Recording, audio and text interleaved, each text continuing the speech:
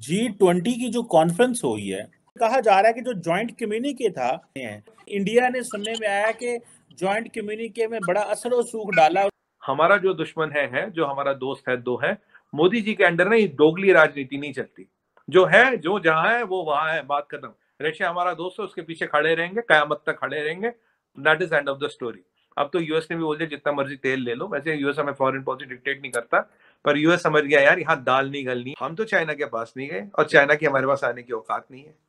हमारा जो दुश्मन है चीमा साहब। जो दोस्त है दोस्त के साथ खड़े। पुतिन दोस्त है, बिल्कुल खड़े हैं। इंडियन प्राइम मिनिस्टर मोदी और चाइना के प्रीमियर शी जिनपिंग का, और वो हैंडशेक तो हुआ है लेकिन उसके बाद कोई मुलाकात नहीं उसकी। दोनों एक अगर हम तस्वीरें दिखा सके कोई, तो दोनों हंसते मुस्कुराते एक जगह पे मिले हैं और फिर उसके बाद वो आगे निकल गए हैं, लेकिन उन्होंने कोई फर्दर इस बात को आगे नहीं बढ़ाया। चाइना आज वो पप्पू की तरह खड़ा होकर हाथ में मिला रहा है। कर तक तो धमकियां दे रहा था।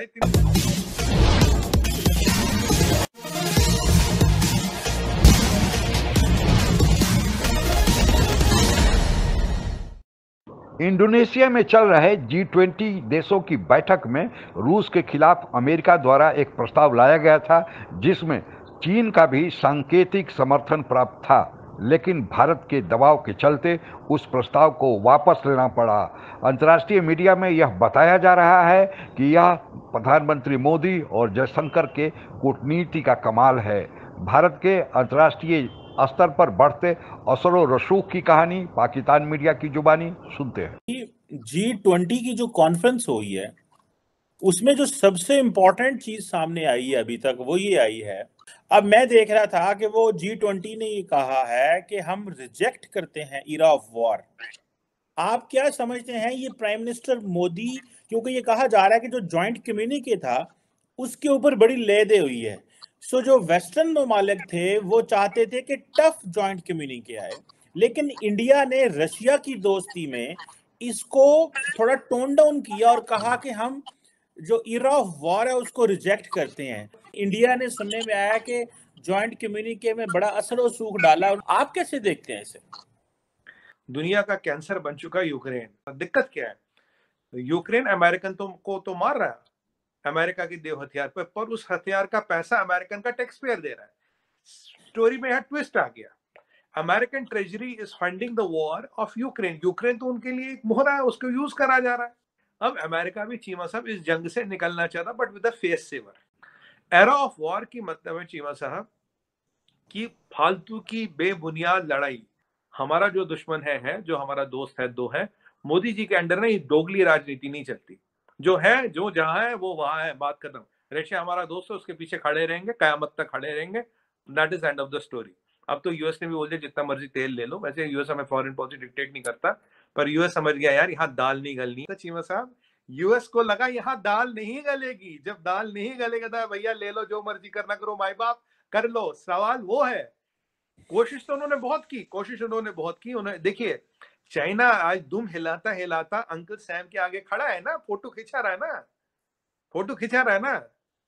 देखिए, हम तो चाइना के पास नहीं गए और चाइना की हमारे पास आने की औकात नहीं है। चाइना आज वो पप्पू की तरह खड़ा होकर हाथ में मिला रहा है। कर तक तो धमकियां दे रहा था। इंडियन प्राइम मिनिस्टर मोदी और चाइना के प्रीमियर शी जिनपिंग का, और वो हैंडशेक तो हुआ है लेकिन उसके बाद कोई मुलाकात नहीं उसकी। दोनों एक अगर हम तस्वीरें दिखा सके कोई, तो दोनों हंसते मुस्कुराते एक जगह पे मिले हैं और फिर उसके बाद वो आगे निकल गए हैं, लेकिन उन्होंने कोई फर्दर इस बात को आगे नहीं बढ़ाया। मतलब वो बस एक लम्हा था जिसमें वो मिले एक दूसरे से, उन्होंने नजर आए एक पार्टी के अंदर और उसके बाद वो आगे निकल गए हैं, लेकिन वो जो है वो हैंडशेक नहीं हो सका उनका। वो हैंडशेक हुआ लेकिन फर्दर कोई बात नहीं हो सकी।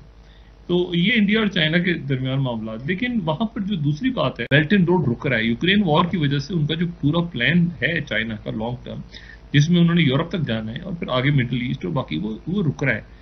तो ये थोड़ा सा इंडिकेटर शायद रशियंस को मिला है कि चाइना बहुत देर तक इस जंग में काम ना करे, और अमेरिकन को भी इंडिकेटर मिला है कि इस जंग में उलझ गए तो अपने असल दुश्मन यानी चाइना से हम कैसे लड़ेंगे। आसियान कंट्रीज और इधर उधर तो सारे तो चाइना की तरफ टिल्ट। हमारा जो दुश्मन है चीमा साहब। जो दोस्त है दोस्त के साथ खड़े। पुतिन दोस्त है, बिल्कुल खड़े हैं। हमारा कोई ऐसा नहीं कि रशिया से ही तेल लेना है, मतलब come what may we will buy oil from Russia. Russia सस्ता दे रहा है चीमा साहब, करीब $54 billion we are saving. $54 billion is a lot of money. I mean, cash saving is cash earned. तो इसीलिए हम तो करेंगे। और अगर हमारे नेशनल इंटरेस्ट में कुछ ऐसा एसोसिएशन, एक ऐसा अरेंजमेंट करना पड़ा जिससे नेशनल का इंटरेस्ट होता है, करना चाहिए। और हर सॉवरेन और डेमोक्रेटिक कंट्री को ऐसा करना चाहिए। अल्टीमेटली हम चाइना तो है नहीं कि शी जिनपिंग की मर्जी क्या वही होगा, 100 करोड़ लोगों को तो बंद नहीं कर सकते ना। और आज भी हम कहते हैं यूक्रेन में आप सीज फायर करवाइए, ह्यूमैनिटी के लिए, दुनिया की इकोनॉमी के लिए यही अच्छा है। और आपके शो पर मैं कई बार प्रेडिक्ट कर चुका था, sir Europe will be the first one to get in recession, first country will be UK. Germany का आपको पता है -0.3 इकोनॉमिक आउटलुक है, आपका यूएस इज इन रिसेशन, आपका चाइना इज इन रिसेशन। अब मुझे बताइए, चाइना में गुआंगडोंग के मैं वीडियो देख रहा था, वहां तो लोगों ने वो बैरिकेड तोड़ दिया, कह रहे खाना नहीं है, काम नहीं है, कुछ नहीं है, कौन सा कोविड, कौन सा वायरस तुम्हें लग गया, तुम तो दुनिया भर घूम रहे, तुम्हें कोई वायरस नहीं लग रहा, हमें घर में बैठा रखा है। खाना भी, चाइना के फूड रिजर्व भी खत्म हो रहे हैं, आपने पढ़ा होगा आधा फूड रिजर्व रह गया है। तो ऐसी, और 2.3% इकोनॉमिक आउटलुक तो आ ही गया। ऐसी परिस्थिति में लोगों तो आपने इसलिए बंद कर रखा ना, वहां हंगामा ना हो, बलवान हो, सड़कों पे करोड़ों लोग ना, आपकी पीएलए भी उनको कंट्रोल नहीं कर पाएगी। चाइना का इंडिया से बिजनेस, चाइना की जरूरत है, हमारी नहीं है चीमा साहब। हम तो पैसे टेबल पे रखते हैं, दुनिया में बहुत बड़ा बाजार है, दुनिया की मंडी में हर सामान बिक रहा है, कोई एड तो ले नहीं रहे चाइना से, ट्रेड कर रहे हैं, ट्रेड करने के लिए महंगी आया, पैसे किसी को देंगे, कोई भी सामान देगा, ऐसी क्या बात है। So what is this Ukrainian conflict given to the world? I have no understanding of it except recession and disaster. So there are around 8 to 9 sectors where we are doing for the world. और जो मेरा thought process था, I was happy the honorable prime minister was talking. मतलब it's a pledge, it's a kind of a, क्या बोलूं, छोटा सा आदमी क्या बोलूं, तो उन्होंने बोला कि भाई इंडिया अपने लिए नहीं बना रहा, इंडिया सबके लिए बना रहा है। जो हम चीजें बना रहे सबके लिए बना रहे, सबको उसका शेयर दे रहे, सबको उसका एक्सेस दे रहे हैं।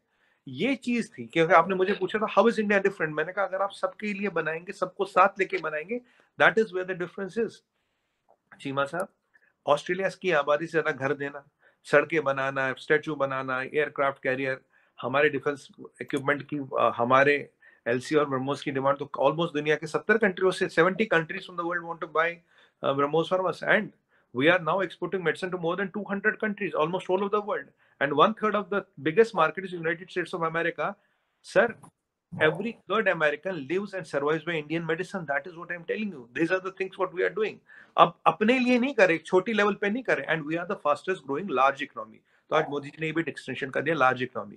ये नहीं कि आप तिम्बकतू से मैं कंपेयर करो, एक छोटा सा जजीरा से कंपेयर करो, छोटे से करो, बड़े से करो, we are the fastest growing large economy and we are a super power in making. ये टैंजिबल चीजें हम दुनिया के स्टेज पे G20 पे हम इसको कंटिनेंटों से, हम अपनी डेवलपमेंट को अब कंटिनेंटों के साथ बेंचमार्क करते हैं, दैट इज व्हाट इज। और जो आयुष्मान भारत इंश्योरेंस है वो तो अपना यूरोप, अफ्रीका और आप ये अमेरिका को मिलके उससे ज्यादा लोग हमने कवर कर लिए, या यूरोप और अमेरिका को मिलके तो कर ही लिए। सुमन भाई ठीक हो गया, लेकिन एक बात मैं थोड़ा माजी में जानना चाहूंगा, माजी में क्या अगली डिस्कशन से आप क्या समझते हैं, ये जो शी जिनपिंग की और प्रेसिडेंट बाइडेन की जो मुलाकात हुई है, आपका क्या ख्याल है इसमें, क्या कोई परेशानी है इंडिया के लिए? क्योंकि एक तरफ अमेरिका जो है वो इंडिया को तैयार कर रहा है, दूसरी तरफ इंडिया की अपनी राइवलरी है, तीसरी तरफ इंडिया, अमेरिका जो है वो ये लगता भी नहीं है कि वो चीन के साथ खुल के तो इंगेज करना चाहता है, कोई कॉन्फ्रंटेशन करना चाह रहा है। So how does India see this? क्या ये कोई परेशानी तो नहीं है इंडिया के लिए कि अगर ये हॉस्टिलिटी कम होती है तो it will be a challenge for India के कल कलां को उनको वो सपोर्ट नहीं मिलेगी जो मिल रही है? देखिए चीमा साहब, डिप्लोमेसी में एक होता है, you can talk, eat, drink and dine, but keep your gunpowder dry. Peace, only powerful can ensure peace. अगर आप पावरफुल हो तो you can ensure peace, else ये मोदी जी का कहना है, एल्स यू कैन नॉट। आप अगर हमसे जुड़ा रहना चाहते हैं तो कृपया मेरे चैनल को सब्सक्राइब करें तथा बेल आइकन भी दबा दें ताकि नई वीडियो की जानकारी तुरंत आप तक पहुंच जाए। धन्यवाद। जय हिंद।